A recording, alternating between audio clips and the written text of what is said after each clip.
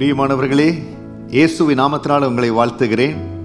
எவ்வளவோ முயற்சி பண்ணுறேன், இந்த காரியத்தை நான் கட்டி எழுப்பணும், இந்த திட்டத்தை நிறைவேற்றணும் அப்படின்னு முயற்சி பண்ணுறேன். ஏன் எனக்கு இது முடிய மாட்டேங்குது? நீங்கள் நினைச்ச காரியத்தை நீங்கள் எதை சாதிக்கணும்னு நினைக்கிறீங்களோ, ஏன் அதில் தடைகள் வருது? அந்த தடைகள் நீங்கும்படியான வார்த்தை இந்த நாளில் 2 நாளாகமம் 14வது அதிகாரம் 6வது வசனத்திலிருந்து உங்களுக்காக கொண்டு வருகிறேன். கர்த்தர் அவனுக்கு இளைப்பாறுதலை கட்டளையிட்டதனால் அந்த வருஷங்களில் அவனுக்கு விரோதமான யுத்தம் இல்லாதிருந்தது. தேசம் அமெரிக்காய் இருந்தபடியினாலே யூதாவிலே அரணான பட்டணங்களை கட்டினான். ஆண்டவர் இந்த இடத்துல அருமையான தேவ மனுஷனாகிய ஆசாவுக்கு, அந்த ராஜாவுக்கு ஆண்டவர் அந்த இளைப்பாறுதலை கொடுக்கிறார். தேசம் அமெரிக்காய் இருக்கிறது. கர்த்தர் யாருக்கு இளைப்பாறுதலை கொடுக்கிறாரோ அந்த இடத்துல அமைதியாய் காரியங்களை கட்டும்படியா தேவன் வழி வாசலை திறந்து கொடுப்பார். சில வேளைகள் நம்ம சொல்றோம் இல்லைங்களா, நான் வேலை செய்யறேன், நான் வேலையில கவனமா இருக்கிறேன், என்னை கொஞ்சம் டிஸ்டர்ப் பண்ணாதீங்க, இந்த வேலையை கரெக்டா செய்யணும், இந்த காரியத்தை நான் கவனமா செய்யணும், இந்த காரியத்தை நான் கவனமா செய்து நேரத்துல முடிக்கணும், ரொம்ப டிலே ஆகக்கூடாது. அப்ப என்ன வேணும்? கர்த்தர் இளைப்பாறுதலை கொடுக்கணும். அப்பதான் தேசம் அமெரிக்கையா இருக்கும். தேவன் இளைப்பாறுதலை கொடுத்தா தான் நம்ம குடும்பத்தை நம்ம நினைத்து கட்ட முடிய அந்த காரியங்களை கட்ட முடியும்.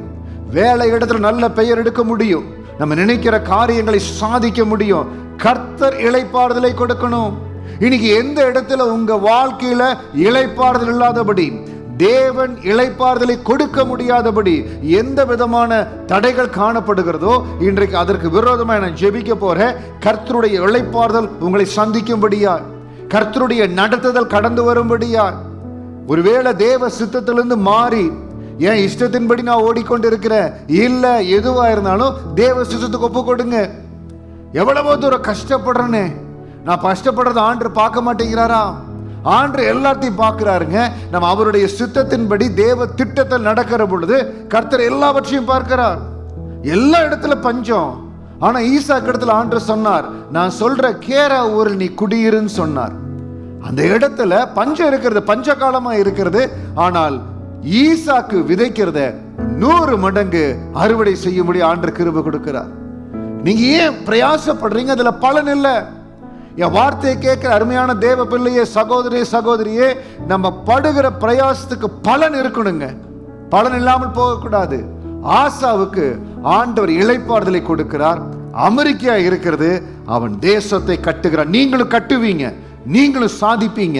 நீங்களும் எந்த இடத்துல, எந்த இன்வெஸ்ட்மெண்ட்ல என்ன சேவிங்ஸ் கொண்டு வரணும்னு நினைச்சீங்களோ, இல்ல எந்த காரியத்தை சாதிக்கணும்னு நினைச்சீங்களோ, எந்த இடத்துல வீட்டை கட்டணும்னு நினைச்சீங்களோ, எல்லாவற்றையும் கட்டும்படியா என் தேவன் உங்களை கரம் பிடிப்பாருங்க. நல்ல சூழலை அமைத்து கொடுப்பார். இன்றைக்கு நான் உங்களுக்காக ஜெபிக்கிற பொழுது நீங்க என்ன செய்யணும்னா, ஆண்டவரே என்னுடைய காரியங்கள், என்னுடைய வழிகள், என்னுடைய யோசனைகள் எல்லாவற்றையும் உங்க கரத்தில் ஒப்பு கொடுக்கிறேன். ஏதாவது இடத்துல தேவ சித்தத்துக்கு மாறுதலாய் நான் யோசித்திருந்தா, நான் காரியங்கள் எடுத்திருந்தா, ஒரு உங்க கரத்துல கொடுக்கிறேன்ப்பா. தேவ சித்தத்துக்கு ஒப்பு கொடுக்கிற அதே வேளையில ஆண்டருடைய பிரசனத்துக்கு கொடுக்கிற முக்கியத்துவத்தை, தேவனுடைய ஆலயத்துக்கு கொடுக்கிற முக்கியத்துவத்தை எந்த இடத்துலையும் நீங்க குறைஞ்சு போகக்கூடாது. ஆசா என்ன செய்தான்?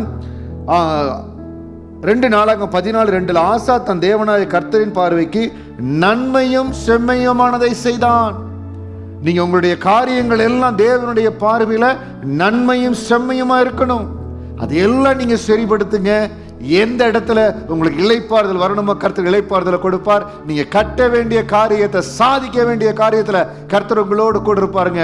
உங்களுக்காக நான் ஜெபிக்க போறேன். எந்த இடத்துல நீங்க ரொம்ப ஒரு மாதிரி டிஸ்டர்ப்டா இருந்தீங்களோ, தேவனுடைய இளைப்பாறுதல் உங்களை தொட போகிறது.